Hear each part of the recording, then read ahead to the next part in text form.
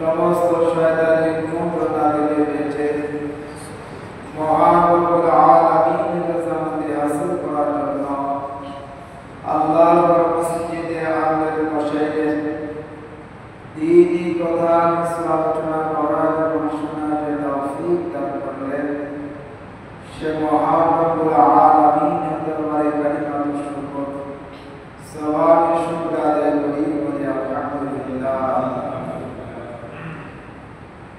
আরো শুকরিয়া আদায় করছি 1446 হিজরি সন বছর আমাদের একটি বছর আমাদের কাছ থেকে বিদায় নিলেন। আমরা 1447 হিজরি সন বছরে পদার্পণ করলাম আজকে প্রথম দিন,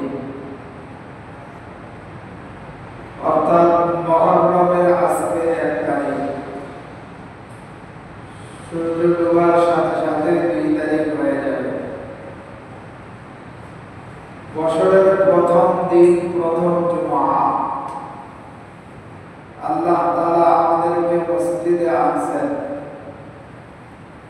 এই জন্য এই প্রথম জুমআয় যেহেতু আল্লাহ তাআলা আমাদেরকে কবুল করেছেন আল্লাহর ঘরে আসার জন্য, এই জন্য দিল থেকে আরেকবার জবানে শুকরিয়া আদায় করি বলি আলহামদুলিল্লাহ। প্রিয় উপস্থিতি, সময় এমন এক জিনিস যা চলে যায় আর ফিরে আসে না, আর আমল এমন এক জিনিস যা থেকে যায়, এটা চলে যায় না, এটা থেকে যায়। সময় চলে যায়, আমল থেকে যায়। এই জন্য সময় এমন এক নিয়ামত যা একবার চলে গেলে আর ফিরে আসে না আমাদের কাছে। বছর ঘুরে আমাদের থেকে 1446 হিজরি বিদায় নিল। আমাদের জীবনের আর একটি বছর চলে গেল, অতিবাহিত হয়ে গেল। মৃত্যুর দিকে আমরা এগিয়ে যাচ্ছি, মৃত্যুর দিকে আমরা এগিয়ে যাচ্ছি। আমাদের 1 বছর মৃত্যুর দিকে আমরা আরো এগিয়ে গেলাম। এই জন্য আমরা আমাদের বিবেকের কাছে প্রশ্ন রাখতে পারি যে কত হয়ে যাওয়া এই 1 বছর আমরা কিভাবে অতিবাহিত করছি। যে বছরটা আমাদের কাছ থেকে অতিবাহিত হয়ে গেল, এই বছরটা আমরা কিভাবে অতিবাহিত করেছি, এই প্রশ্নটা আমাদের প্রত্যেকের বিবেকে লাগার দরকার, চিন্তা ভাবনা করা দরকার যে সময় নামক এই অমূল্য এই সম্পদের মাধ্যমে আমরা কতটুকু উপকৃত হতে পেরেছি। আমার কাছ থেকে 1 বছর যে চলে গেল, এই 1 বছরের যে সময়টা, এই সময়টা আমি কতটুকু উপকৃত হতে পেরেছি, কি পরিমাণ আমার ক্ষতি হয়েছে, এটা ভাববার বিষয়, এটা চিন্তা করার বিষয়। জীবনে কোনোদিন চিন্তা করি নাই, কোনোদিন ভাবি নাই। কি বলে, ভাবছি নাকি? জীবনে কোনোদিন এগুলো ভাবছি? কোনোদিন এই কথাগুলো শুনছি? কারো কাছে শুনি নাই, কোথাও শুনি নাই যে 1 বছর আমার পিছন থেকে চলে গেল, আর এই 1 বছর আমি উপকৃত হইলাম না ক্ষতিগ্রস্ত হইলাম, আমি কি পরিমাণ উপকৃত হইলাম আর কি পরিমাণ ক্ষতিগ্রস্ত হইলাম, এই চিন্তা একদিনও করিনি, 1 মুহূর্তের জন্য আমি করিনি। অথচ সহিহ বুখারী শরীফের 6412 নম্বর হাদিসের মধ্যে রাসূল করিম সাল্লাল্লাহু আলাইহি ওয়াসাল্লাম বলেন, قال النبي صلى الله عليه وسلم نعمتان مغبون فيهما كثير من الناس الصحة والفراغ। এই হাদিসটি ইবনে আব্বাস রাদিয়াল্লাহু তাআলা থেকে বর্ণিত। তিনি বলেন, রাসূল করিম সাল্লাল্লাহু আলাইহি ওয়াসাল্লাম বলেছেন, এমন 2টি নিয়ামত আছে যে 2টি নিয়ামত অধিকাংশ মানুষ ধোঁকায় আছে। যে 2টি নিয়ামতের ব্যাপারে অধিকাংশ মানুষ ধোঁকায় আছে। তার মধ্যে 1 নম্বর হলো সময়, হায়াত সময়, এটা হলো 1 নম্বর।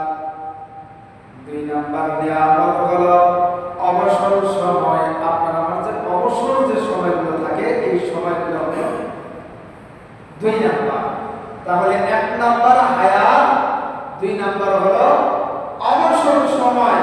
প্রিয় উপস্থিতি, বিগত বছরটিতে আমরা কি এই দুটি নিয়ামতের সঠিক ব্যবহার করেছি না করিনি?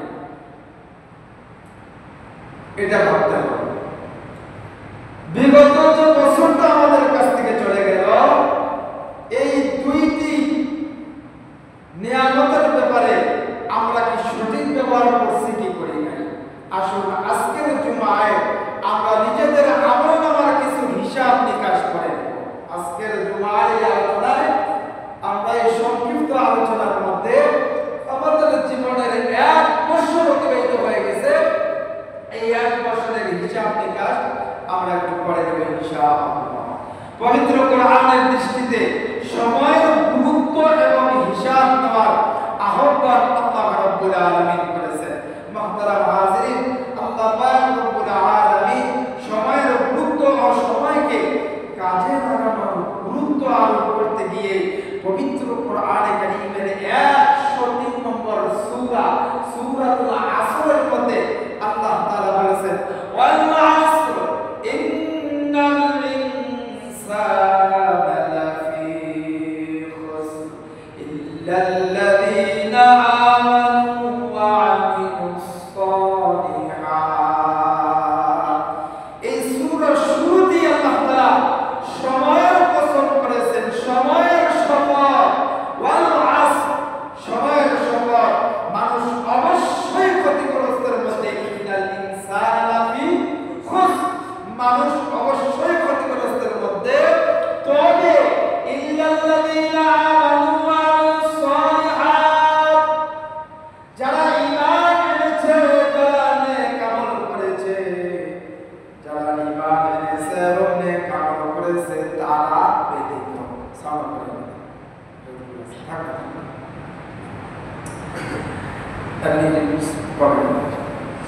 সময়ের কসম 1 নম্বর আল্লাহ তাআলা এই সূরার শুরুতেই প্রথমেই সময়ের কসম করলেন, এরপরে বলেন মানুষ ক্ষতিগ্রস্তের মধ্যে আছে, তবে যারা ঈমান এনেছে এবং নেক আমল করেছে তারা ছাড়া। ওয়াতাওয়াসাউ বিল হক ওয়াতাওয়াসাউ বিস সাবর, যারা হকের উপরে আছে এবং যারা সবর ধারণ করে, জীবনের প্রতিটা পড়তে পড়তে সবর ধারণ করে হকের উপরে সে ইস্তেকামাত থাকে, হকের উপরে সে মজবুতের সাথে দাঁড়িয়ে থাকে, আল্লাহ রাব্বুল আলামিন বলেন তারা ব্যতীত ইন্নাল ইনসানা লাফি খুসর, মানুষ ক্ষতিগ্রস্তের মধ্যে আছে। তবে শুরুতেই আল্লাহ তাআলা সময়ের কসম করেছেন। সময়ের কসম করার মানে হলো সময়ের গুরুত্ব বুঝিয়েছেন, আমাদেরকে হায়াতের গুরুত্ব বুঝিয়েছেন, সময়ের গুরুত্ব বুঝিয়েছেন। এইজন্য আমার ভাইরা, এই সূরার 3টি আয়াতের অত্যন্ত তাৎপর্যপূর্ণ, এই আয়াতগুলোর সার সংক্ষেপ সময়ের এটাই যে সময়কে নষ্ট করা কিংবা গুনাহের কাছে সময়কে ব্যয় করা যে কত বড় ক্ষতি, এটা আমরা কিন্তু চিন্তা করি না, এটা আমরা কখনোই ভাবি না যে সময়ের মাধ্যমে আমরা যে পরিমাণ গুনাহ করতেছি, সময়কে যে পরিমাণ গুনাহের মাধ্যমে নষ্ট করে ফেলাই, অবসর সময় আমরা যেভাবে নষ্ট করে ফেলাই, এটা যে কি পরিমাণ ক্ষতি এটা কিন্তু আমরা বুঝি না। তবে আমলে সালেহ তথা নেক কাজকারীরা ক্ষতিগ্রস্ত হবে না, বরং তারা সফল হয়ে যাবে। সুবহানাল্লাহ বলি, যারা নেক আমল করবে তারা সফল হয়ে যাবে। সময়ের গুরুত্বের কথা স্মরণ রাখার জন্য সাহাবায়ে কেরামরা যখন পরস্পর সাক্ষাৎ হলেই এই সূরাটি শুনিয়ে দিতেন, সূরা আসর শুনিয়ে দিতেন। একজন আরেকজনের সাথে সাক্ষাৎ হয়ে গেছে, তো এই সাক্ষাৎ হওয়ার পরে কথাবার্তা বলার পরে আলাপ আলোচনা করার পরে যখন একজন আরেকজন পৃথক হয়ে যাইতেন, তো তারা একজন আরেকজনকে সূরাতুল আসর শুনিয়ে দিতেন। শুনিয়ে দিয়ে এটাই তাদেরকে খেয়াল করে দিতেন যে হায়াত, সময় আল্লাহ তাআলার মস্ত বড় একটা নিয়ামত, খবরদার সাবধান হয়ে যাও, এই নিয়ামত নষ্ট করবা না, এই নিয়ামতের খেয়ানত করবা না, এই নিয়ামতের ক্ষতিগ্রস্ত করবা না, গুনাহের কাজে এই নিয়ামতকে কাজে লাগাবা না। এই জন্য জন্য সময়ের গুরুত্বের কথা স্মরণ রাখার জন্য সাহাবায়ে কেরামরা একজন আরেকজনকে যে এই সূরাতুল আসর শুনিয়ে দিতেন। তাফসীরে ইবনে কাসিরের ৮ নম্বর পৃষ্ঠা ৪৬৯ পৃষ্ঠায় ৮ নম্বর খণ্ডের ৪৭৯ নম্বর পৃষ্ঠার মধ্যে ইবনে কাসির রাহমাতুল্লাহি আলাইহি বলেছেন। এরপরে তাবারানী নামে একখানা হাদিসের কিতাব আছে। এই কিতাবের ৫১১৪ নম্বর হাদিসের মধ্যে এর বর্ণনা পেশ করা হয়েছে। ইবনে কাসির রাহমাতুল্লাহি আলাইহি বলেন যে হযরত সাবিত বনানী রাদিয়াল্লাহু তাআলা আনহু থেকে বর্ণিত, তিনি বলেন রাসূল করিম সাল্লাল্লাহু আলাইহি ওয়াসাল্লামের সাহাবীদের মধ্যে দুইজন যখন একে অপরের সঙ্গে সাক্ষাৎ করতেন তখন তারা পরস্পরের কাছ থেকে যখন বিদায় নিতেন, বিদায় নেওয়ার সাথে সাথে তখনই তারা একজন আরেকজনকে ওয়াল আসর ইন্নাল ইনসানা লাফি খুসর ইল্লাল্লাযীনা আমানু ওয়া আমিলুস সালিহাত ওয়া তাওয়াসাউ বিল হক ওয়া তাওয়াসাউ বিস sabr, এই সূরা এই আয়াতগুলো একজন আরেকজনকে শুনিয়ে দিতেন। তার মানে সব খেয়াল করে দিতেন যে সময়ের সময় নিশ্চয়ই মানুষ ক্ষতিগ্রস্তের মধ্যে আছে, তবে যারা ঈমান এনেছে এবং নেক আমল করেছে এবং হকের উপরে মজবুতের সাথে আছে এবং জীবনের প্রতিটা পড়তে পড়তে সে সবর ধারণ করে, প্রতিটা কাজ করবে সবর ধারণ করে, এরা ব্যতীত। এই কথা একজন সাহাবী আরেকজন সাহাবীকে স্মরণ করিয়ে দিতেন। মুহতারাম হাজিরিন, এই আমলটি সাহাবীদের এক অপূর্ব সুন্নতময় এবং চিন্তাশীল আচরণ প্রকাশ করে। এই আমলটা সাহাবায়ে কেরামদের এক অপূর্ব সুন্নতময়, অপূর্ব একটা সুন্নত এবং চিন্তাশীল জ্ঞানী ব্যক্তি যারা এদের জন্য চিন্তাশীল প্রকাশ করে। আমরাও যদি আমাদের প্রতিটা মুহূর্ত এই সূরাটিকে অন্ততপক্ষে খেয়াল রাখতে পারতাম, তাহলে আমাদের প্রতিটা মিনিট, প্রতিটা সেকেন্ড, প্রতিটা ঘন্টা, প্রতিটা দিন, প্রতিটা সপ্তাহ, প্রতিটা মাস, প্রতিটা বছর আমরা হিসাব করে চলতাম। আমাদের মাস থেকে 1446 হিজরি চলে গেল।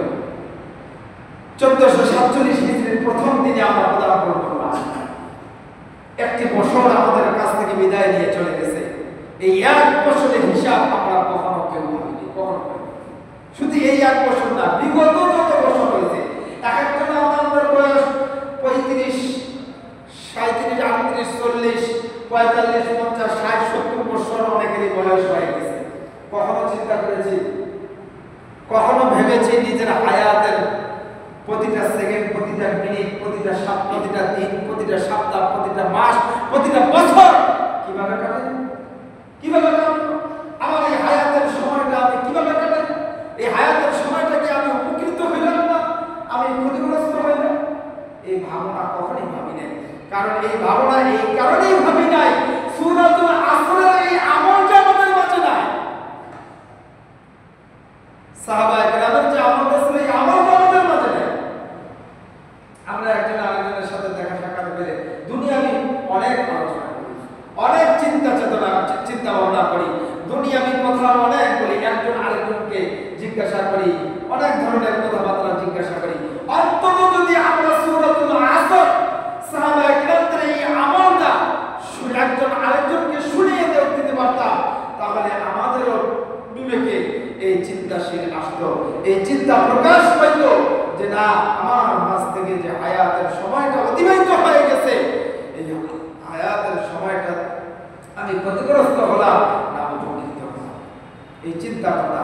তাই এই সূরাটির মাধ্যমে একে অপরকে স্মরণ করিয়ে দেওয়ার জন্য গুরুত্ব সাহাবায়ে কেরামদের ভিতরে যেরকম ছিল, আমাদের মধ্যে যেন ওরকম গুরুত্ব আল্লাহ তাআলা আমাদের অন্তরের মধ্যে পয়দা করে দেন। বলেন আমিন। যদি না আসে তাহলে ঈমান, সৎ কাজ, হক কথা বলা ও সবরের উপরে থাকা আমাদের জন্য খুবই কঠিন, খুবই কঠিন, খুবই মারাত্মক, খুবই মারাত্মক কঠিন হয়ে যাবে। আমরা ঈমানের উপরে টিকে থাকতে পারবো না, আমলে সালেহ করা আমাদের জন্য সম্ভব হবে না, হকের উপরে মজবুতের সাথে দাঁড়িয়ে থাকা সম্ভব হবে না, সবর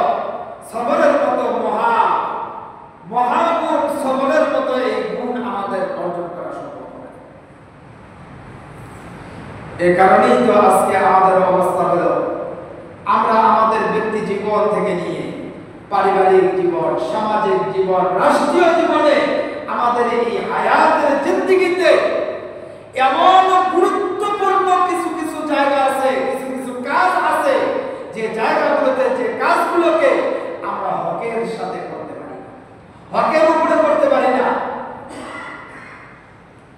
হকটাকে গ্রহণ করতে পারি না, সত্যটাকে গ্রহণ করতে পারি না, না হককে গ্রহণ করি, মিথ্যাটাকে গ্রহণ করতে হয়। এর কারণ কি? এর কারণ হলো সময়ের গুরুত্ব আমাদের মাঝে নাই, হায়াতের গুরুত্ব আমাদের মাঝে নাই, সূরাতুল আসরের আমল আমাদের মাঝে নাই, সূরাতুল আসরের ধ্যান খেয়াল এটা আমাদের মাঝে নাই।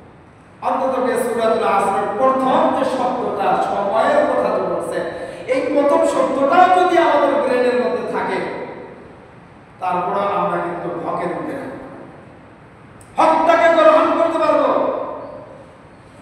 এই যে জীবন থেকে এক একটি বছর অতিবাহিত হয়ে গেলে আমাদের আমল নামার হালত কি ক্ষতিগ্রস্ত হলো না সাফল্য হলো, আমরা সফলতা অর্জন করলাম না ক্ষতিগ্রস্ত হলাম, এটা আমাদেরকে অবশ্যই আমাদের আত্মসমালোচনামূলক চিন্তাশীল হতে হবে, আত্মসমালোচনামূলক কাজ করতে হবে।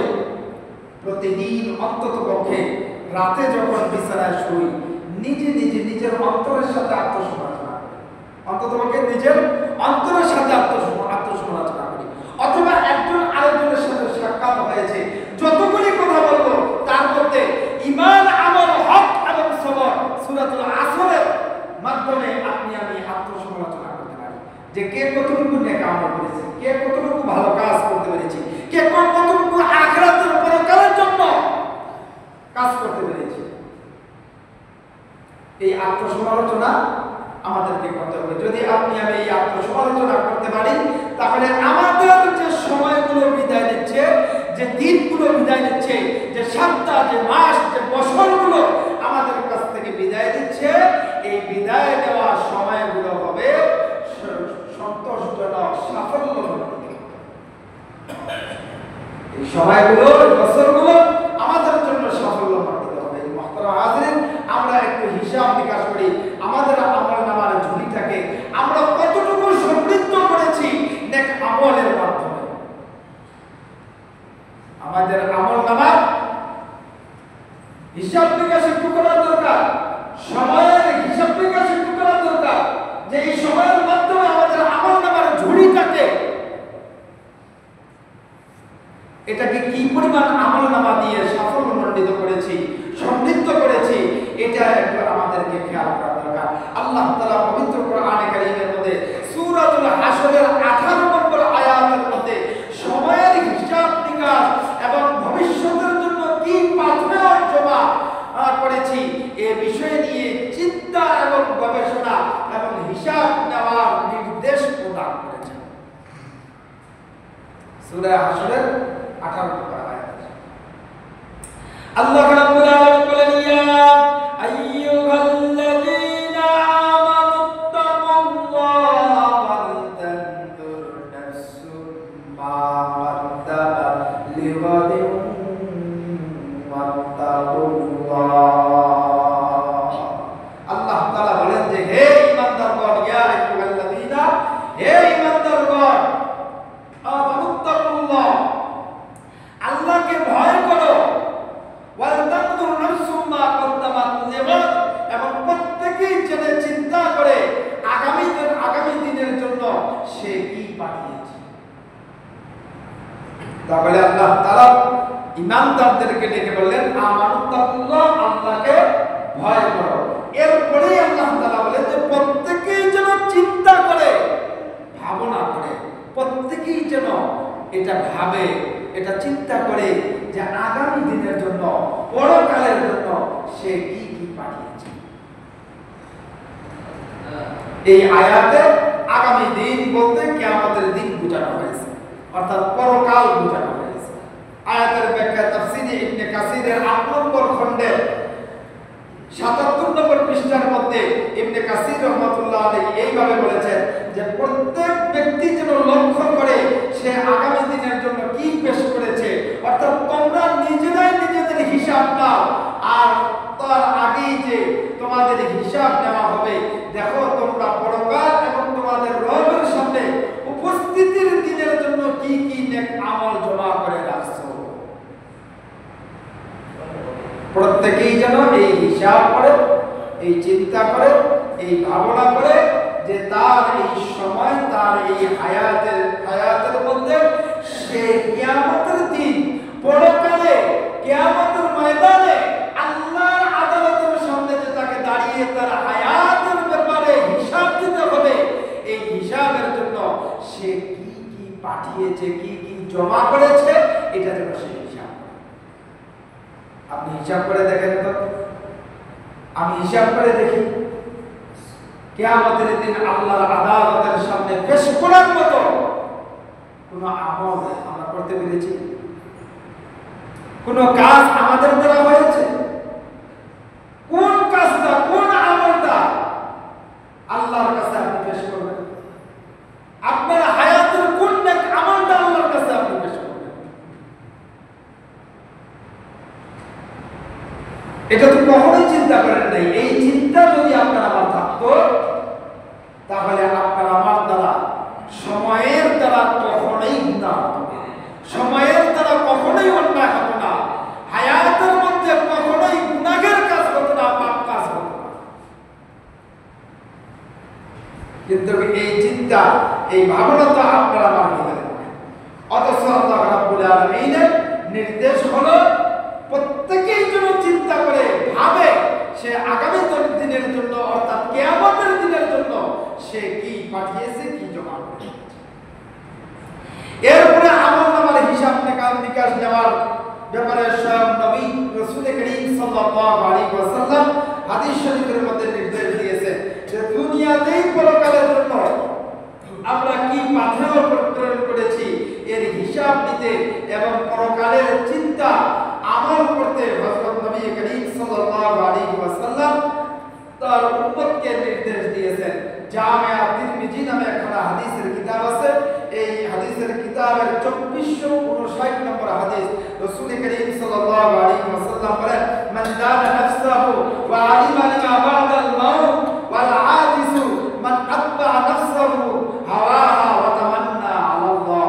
রাসূল করিম সাল্লাল্লাহু আলাইহি ওয়াসাল্লাম বলেন, সেই ব্যক্তি বুদ্ধিমান যে নিজের নফসকে নিয়ন্ত্রণ রাখে। ওই ব্যক্তি বুদ্ধিমান যে ব্যক্তি নিজের নফসকে, মান দানা নাফসাহু, নিজের নফসকে নিয়ন্ত্রণ রাখে এবং ওয়ামিলা লিমা বা'দাল মাউত, নিয়ন্ত্রণ রাখার সাথে সাথে আবার মৃত্যুর পরবর্তী সময়ের জন্য কাজ করে। ওয়ালিমা লিমা বা'দাল মাউত, আল্লাহ রাসূল সাল্লাল্লাহু আলাইহি ওয়াসাল্লাম বলেন যে নফসকে তো নিয়ন্ত্রণ করবেন, মান দানা নাফসাহু, নিজের নফসকে নিয়ন্ত্রণ করলো, এরপরে ওয়ালিমা লিমা বা'দাল মাউত, মওতের পরে যে পরকালের যে জিন্দেগি, ওই জিন্দেগির জন্য কাজ করে। পরকালীন জিন্দেগির জন্য সে তার সমস্ত কাজগুলো করে। এরপরে আমরা বলবো ওয়াল আজিজু মান আত্বা নাফসাহু হাওয়াহা ওয়া তামান্না আলাল্লাহ, আর সেই ব্যক্তি নির্ভর ও অক্ষম যে তার নফসের দাবির অনুসরণ করে, নফস অনুযায়ী চলাফেরা করে, মন চাহি জিন্দেগি চলাফেরা করে, আল্লাহ তাআলার নিকটে ব্যর্থ আশা পোষণ করে। নিজের মন চাহি জিন্দেগি সে চালায়, নিজের হায়াতকে মন চাহি, মনের মন যা চায় ওইভাবে হায়াতকে চালায়, আর আল্লাহর কাছে সাফল্য চায়, আল্লাহর কাছে সফলতা চায়, পরকালের সফলতা চায়, সে কখনোই সফলতা অর্জন করতে পারবে না, কখনোই সফলতা অর্জন করতে পারবে না। এই জন্য মুহতারাম হাজিরিন, এই হাদিস থেকে আমরা স্পষ্ট জানতে পারলাম যে আমাদের নফসাই জিন্দেগি, মন চাই জিন্দেগি, মন চাই হায়াত আপনাকে আমাকে কাটানো যাবে না। হায়াতটাকে আল্লাহ আল্লাহ রাসূলের চাওয়া অনুযায়ী করতে হবে, আল্লাহর রঙে রঙিন বানাইতে হবে। কার রঙে রঙিন? আল্লাহর রঙে রঙিন বানাইতে হবে। সিবহানাল্লাহ আমান আহসানু মিনাল্লাহি সিবহা, আল্লাহ তাআলা বলে যে আমার রঙে রঙিন হয়ে যাও, আমি আল্লাহর রঙে রঙিন হয়ে যাও।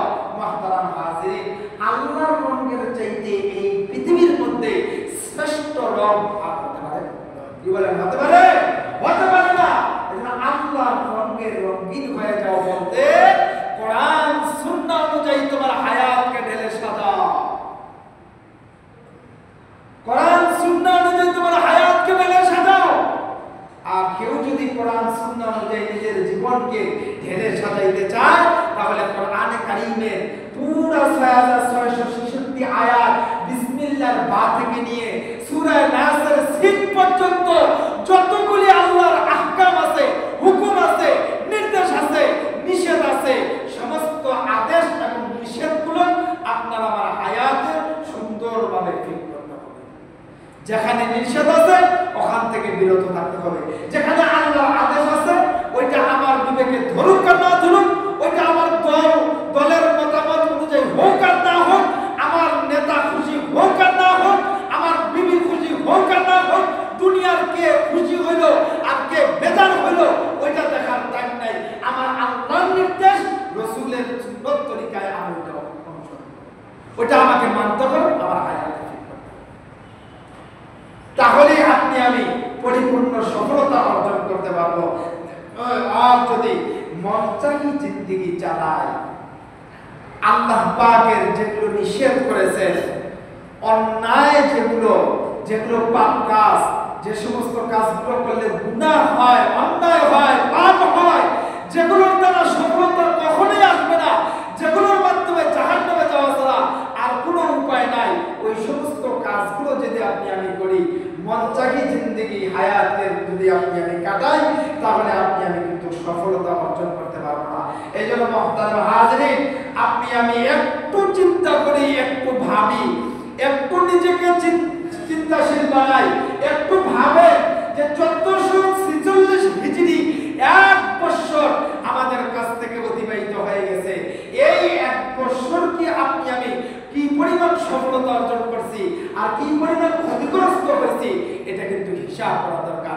এইটা যদি হিসাব করি তাহলে সামনে আগামী যে বছরটা যে আমরা অতিবাহিত করব, এই যে আজকে থেকে নিয়ে আবার মহররমের 29 তারিখ বা 30 তারিখ পর্যন্ত যে আপনি আমি 1 বছর কাটাবো, এই 1 বছর কিন্তু আপনার আমার খুব সুন্দরভাবে ভালোভাবে আপনি আমি কাটাইতে পারবো।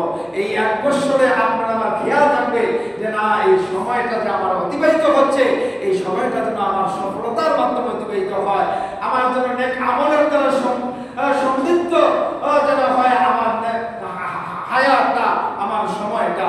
যদি এই চিন্তা ভাবনা আপনি করতে পারি তাহলে আপনার আমার জন্য ভালো। আর যদি আপনি আমি চিন্তা করতে না পারি তাহলে 1446 হিজরি যেইভাবে হেলায় খেলায় চলে গেছে, 47 হিজরি সনটাও ঠিক ওইরকম হেলায় খেলায় চলে যাবে। আর মনে রাখবেন, জীবনের প্রতিটা সেকেন্ড, প্রতিটা দিন, প্রতিটা মুহূর্ত সম্পর্কে আল্লাহর আদালতে কিন্তু আপনাকে আমাকে হিসাব দিতে হবে, হিসাব দিতে হবে। এজন্য কিয়ামতের দিন 4টা প্রশ্নের জবাব না দেওয়া পর্যন্ত কোন মানুষ 1 চুল পরিমাণ নড়তে পারবে না। তার মধ্যে একটা হলো হায়াত সম্পর্কে, সময় সম্পর্কে জিজ্ঞাসা করবেন আল্লাহ। দ্বিতীয় নাম্বার, কি পরিমাণ তুমি এলেম অর্জন করছো, ওই এলেম অনুযায়ী কি পরিমাণ আমল করেছো, কি পরিমাণ সম্পদ কোন কাজে কিভাবে সম্পদ উপার্জন করেছো আর কিভাবে সম্পদ ব্যয় করেছো, তুমি কি আল্লাহ নির্দেশিত ভাবে সম্পদ হালাল পন্থায় উপার্জন করে আল্লাহ নির্দেশিত পথে খরচ করেছো কিনা, আর নাকি হারাম পন্থায় সম্পদ উপার্জন করেছো, এই হিসাব আল্লাহকে দিতে হবে। এই হিসাবগুলো যতক্ষণ পর্যন্ত এই প্রশ্নের জবাব না আসবে ততক্ষণ পর্যন্ত 1 চুল পরিমাণ আপনি আমি অতিবাহিত করতে পারবো না, নড়তে পারবো না। এই জন্য মুহতারাম হাজিরিন, আপনি আমি একটু ভাবি, একটু চিন্তা করি, একটু চিন্তা করে চলি, অন্তত পক্ষে সূরা আসরের এই আমলটা করি। একজন আরেকজনের সাথে সাক্ষাৎ হয়ে গেলে সূরা আসর শুনিয়ে দিব, এরপরে অন্যান্য গল্প করব, অথবা বিদায় নেওয়ার সময় সূরাতুল আসর শুনিয়ে দেই। ওয়াল আসর, সময়ের কসম, এই কথাটা অন্তত পক্ষে বাংলায় শুনিয়ে দিব যে ভাই সময়ের কসম, মানুষ ক্ষতিগ্রস্তের মধ্যে আছে। আমানু ওয়া আমিলু সালিহাত, নেক ঈমান এবং নেক আমল যারা করেছে, অথবা সাবিল হক, হকের উপরে যারা মজবুতের সাথে আছে, অথবা সাবিল সবর, যারা সবর ধারণ করেছে, এই 4 গুণে গুণী যারা হবে এরা ব্যতীত। এটা যদি বাংলায়ও শুনিয়ে দিই তারপর চলবে। এটা সাহাবায়ে কেরামদের একটা আমল। আপনি আমি যদি করতে পারি তাহলে আপনার আমার প্রত্যেকের হায়াতটা নেক আমল দ্বারা সুসজ্জিত হবে। হায়াতটা আল্লাহ আল্লাহ রাসূলের নির্দেশিত অনুযায়ী আপনি আমি আল্লাহর রঙে রঙিন হতে পারবো। আর একটা মানুষ যখন আল্লাহর রঙে রঙিন হয়ে যায় তখন আল্লাহ রাব্বুল আলামিন তার ভিতর বাহির সর্ব জায়গায় আল্লাহ তাআলা তাকে শান্তি দিয়ে দেয়। আল্লাহ তাআলা তার অন্তরে যেরকম প্রশান্তি দেয় তার বাহিরেও এরকম প্রশান্তি দিয়ে দেয়, তার পরিবারও প্রশান্তি দিয়ে দেয়, পরিবারের বাহিরেও তাকে এরকম প্রশান্ত রাখে। এই জন্য মনে রাখবেন, জীবনের হায়াতে প্রতিটা সেকেন্ড চলে যায় আসে না, দিন চলে যায় আসে না, সপ্তাহ চলে যায় আসে না, মাস চলে যায় আসে না, বছর চলে যায় আসে না। আপনাকে আমাকেও কিন্তু একদিন চলে যেতে হবে, আসতে পারবো না। চলে যেতে হবে, আসতে পারবো না। এই জন্য চলে যাওয়ার আগেই আপনার আমার হায়াতটাকে আমরা সাফল্যমণ্ডিত করব নেক আমলের দ্বারা, নেক আমলের দ্বারা, আমলে সালেহ দ্বারা নিজের হায়াতটাকে সুন্দর করে সাজাবো। আল্লাহ রাব্বুল আলামিন আমাদের সকলকে এই 1447 হিজরি সনটা, এই বছরটা যেন সুন্দরভাবে নেক আমলের সাথে সাফল্যমণ্ডিত করে আপনাকে আমাকে যেন চলার তৌফিক দান করেন। হায়াতটাকে যেন আল্লাহ তাআলা কোরআন সুন্নাহ অনুযায়ী ঢেলে সাজানোর